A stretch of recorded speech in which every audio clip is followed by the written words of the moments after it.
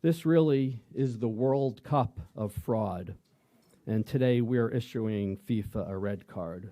Pointed words Wednesday from Richard Weber, head of the Internal Revenue Service criminal investigation looking into U.S. tax evasion charges. Michael Cohn, president of the National Whistleblower Center in Washington, told VOA he is not surprised by the Justice Department's actions because of the large sums of money and fraud involved. The evidence is apparently overwhelming, and you will get the word out around the world that if you engage in fraud, on this type of scale, the long reach of the American laws will get you.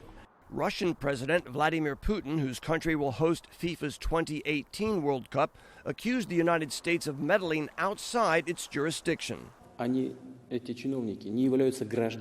Those officials are not U.S. citizens, and if some event indeed happened, then it happened not on the United States territory, and the U.S. has nothing to do with that.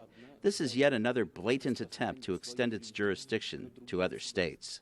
FIFA voted Russia as host at the same session Qatar, a nation with not even one suitable stadium, was selected to host the 2022 World Cup.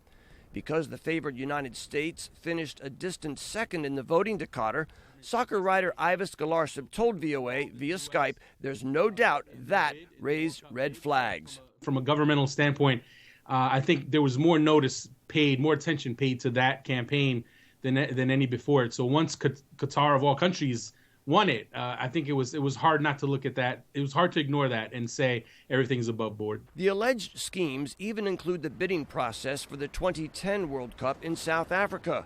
South African Sports Minister Fikile Mbalula says it's all speculation, and his country denies any corruption and bribery. We, however, say to the American government, we will follow up on the matter through the diplomatic channels, which we have activated through the Ministry of International Relations and Cooperation, to establish the indictment of how South Africa is implicated.